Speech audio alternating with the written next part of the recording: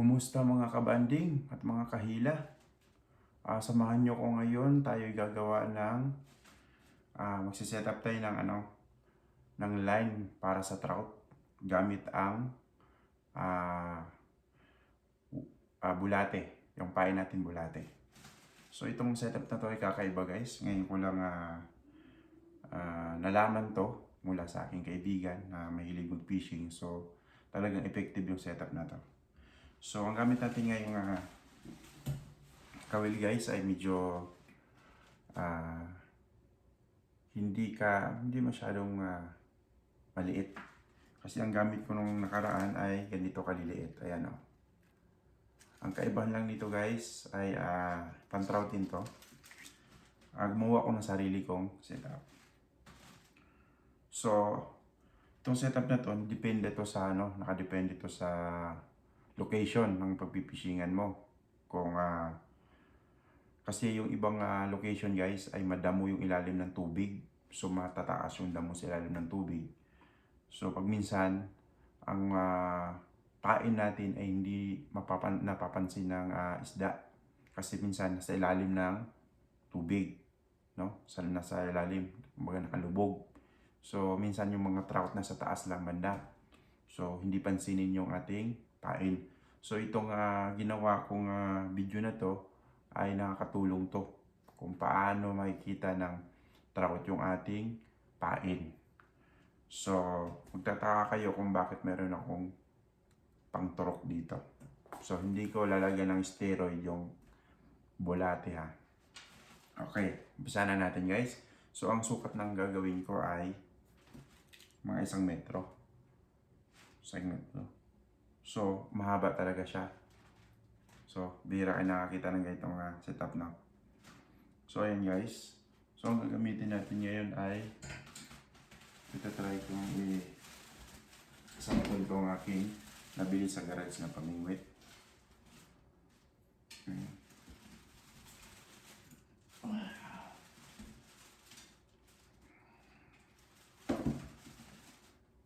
So bukas ko na papalitan to ng line. Ayan. Papalitan ko siya ng tansi bukas kasi masyado maliit. So ngayon ipapakita ko lang sa inyo kung paano ang setup na to. So yan naman natin para mas maiksi yung Okay. So ngayon guys, tapos na yung ating kawil, di ba? Ngayon ipasok naman natin. So ang kaibahan nito guys, sa ibang setup natin, lalo na sa mga bandang Manitoba. Pag Manitoba ay ang pabigat natin ay nasa pinakadulo. Ito naman ay baliktad. Iba naman to, ibang technique naman to. Sa bandang gitna naman siya. Hindi naman gitna naman. Sa taas siya ng ating pain. Yan. So nandito yung ating pabigat natin. Ayan. So ganyan lang siya. Nagmo-move siyang ganyan. So lagyan natin siya ng lock. So kailangan natin ng tawag dito.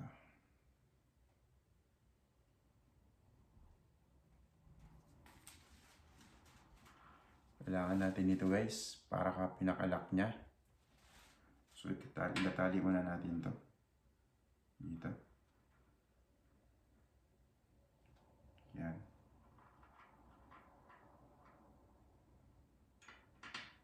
Tali lang natin na maigi. Dublihin natin.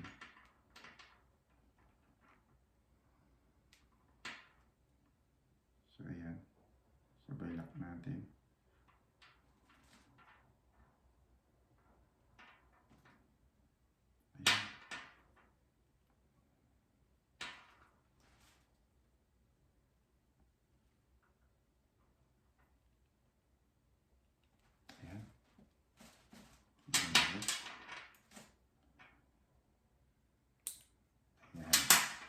So ayan po yung set niya. Ako, okay kamay. So ayan po mga kabayan at mga kabanding. Ayan na po. So bago natin ikabit natin itong ating So single lang siya ha. Bago natin siyang ikabit dito. Ayan. Kakabit natin siya dito.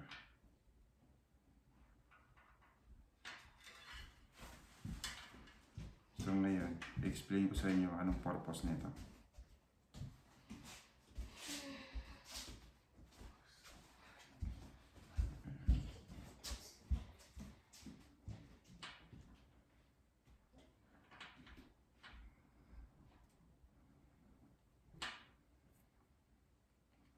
Yan.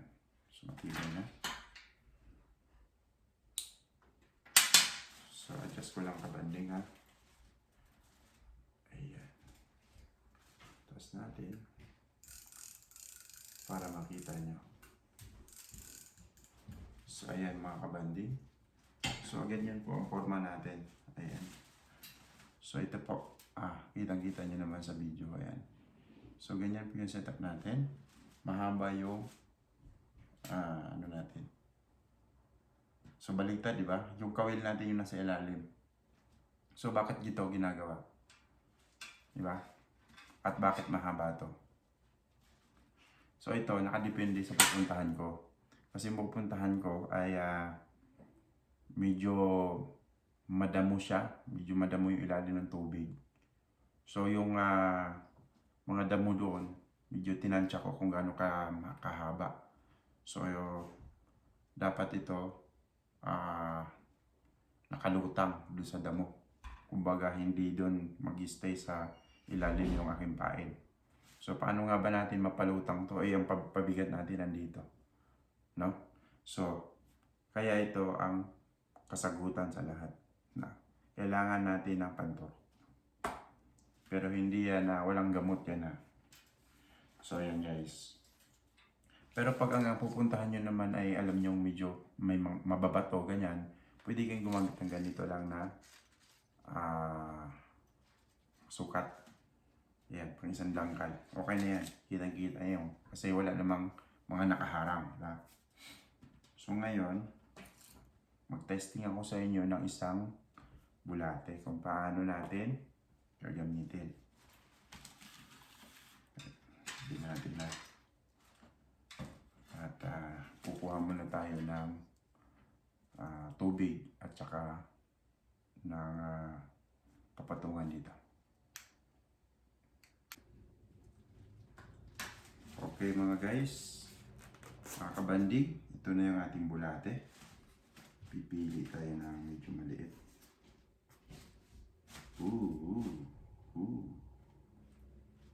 So ayan, may maliit tayo nakuha. Sample lang naman to, di ba? So, ito yung gagawin natin. So, ang paglagay natin ng bulate, umpisahan natin sa bandang gitna. Okay. Ayan. So, ito yung hole na bulate. Yung worm natin.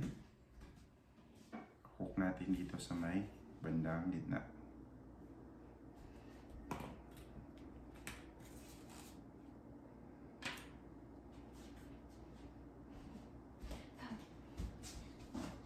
So, ang pahin po natin dito mga kabanding ay isang buong bulate.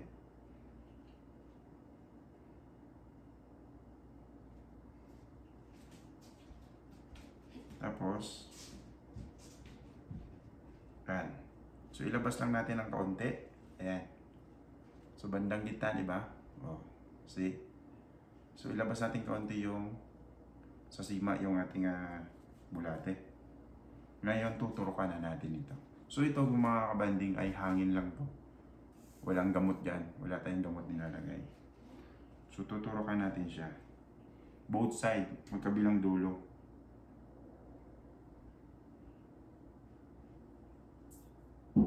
Ganyan talagang pumapasok ng hangin dito. Kabilang side naman.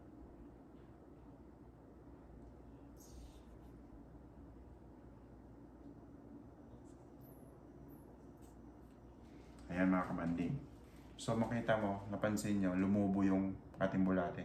Ngayon, pag nilagay natin sa tubig, ayan, lutang yan. Ayan, lutang yan. Kasi gawa ng may hangin siya. Ayan o. Lalo na pag malalaki yung bulate. So, dapat lutang siya ganyan. Ayan o. Pag malalaking bulate na kukuha nyo, mas maraming hangin yung nakukuha. Ito maliit lang to eh. So, ang pinapayang ko usually talaga malalaki.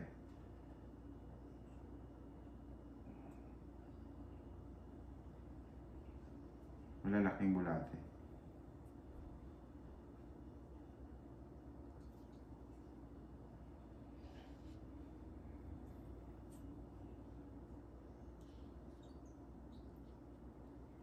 Yan. Lulutang talaga siya. Ayan. Lutang na lutang siya. Nakita niya naman. So, ayan. So, kahit hindi niya na yan, ayan, lutang na lutang siya. So, anong purpose nito? So, pag ito nasa ilalim na ng tubig, siyempre ito, babagsak talaga sa ilalim ng tubig. Ang ating pain ay nasa taas. So, gaganon yan sa taas. Ito yung ating pabigat, nasa ilalim. Ito naman ay nasa taas. Hindi siya nakatago dun sa ilalim. So, pag madamo kasi yung pinagpipishingan natin, at yan ay nakalubog, hindi pansinin ng isda yan. So, yan ang purpose noon ito. Ito ang purpose ng hangin. Para lumutang yung ating pain. Ayan. So, pwede rin tayong gumamit ng ganito. Yung pang natin, pang walleye. Ayan. So, ayan. Pwede rin tayong gumamit ng ganito. So, ito yung setup ng namin sa Manitoba. Yung dalawang kawil, di ba? And then, so, ayan. Pwede rin natin i-apply siya ng bulate, tapos lagyan ng hangin. Para lutang na lutang. Ayan, mga kabanding. So, hindi pa natin pwedeng putulin yung bulate kasi yung hangin lalabas. So, ganun yung setup na. So, ayan mga kabanding. Tatapusin ko lang tong aking papalitan ko tong aking mga gamit dito. Ayan mga gamit ko, papakita ko sa inyo. So, ayan yung mga pamingwit ko mga kabanding. Ito yung isa, yung ginamit natin. So, kailangan natin ng mga gamit na ganito pag nag-ayos tayo. Ito, kailangan natin ito. So, pwede kayo makabili nito. May nabili akong isang set na ganito. Guys, sa Walmart.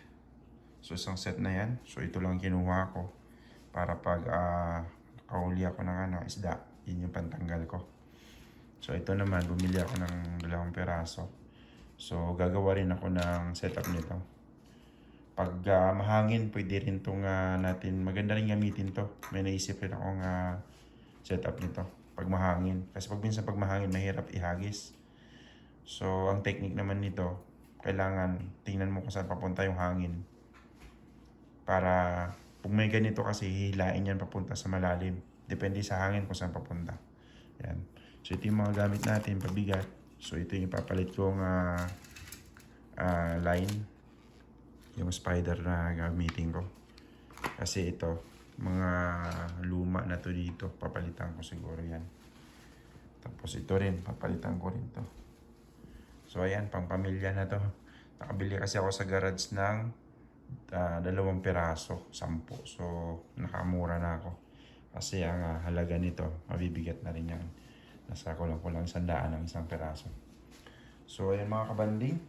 Sana nakapagbigay ako sa inyo ng konting tips kung paano technique, no? So, hindi depende yan sa location. Yan. Kung mabuhangin naman, di mo kailangan itong ganitong setup kasi kitang-kita naman yung ating pain. So, gagamit lang po tayo ng maliliit na kawil. Ay, ito malaki na to. So, pag trout, gamit tayo na maliliit. So, ayan, may maliliit ako. Ayan. Yan. Yan, maliliit. Kasi sinasakmal talaga ng trout yan. So, pag mga walleye naman ang target nyo, so, pwede kayong gumamit ng ganito. Ayan to. Ayan, pwede yan mga ganyan. May pangulay rin ako dyan sa box ko. So, ayan mga kabanding. So, ayan mga kabanding, hanggang dito na lang at ako'y matutulog na at excited na ako sa darating na weekend. Tayo, aarya na naman tayo. Sana marami tayong mahuling trout. Kasi gusto ko talaga makahuli ng malaki talaga. Ngayon, niyaya ako ng tropa ko yung nagbigay sa akin ng diskarte na to. Nakabili siya ng bangka. So, sana makapunta ako, makasabay ako sa kanila. Magkakamping sila, siguro pupunta lang ako doon para mag-fishing. And then uwi rin ako. Gawa ng may massage pa yung asawa ko. So ayun mga kabanding, thank you. Huwag kalimutang i-like and subscribe ang aking YouTube channel, Family Banding TV. Ayan.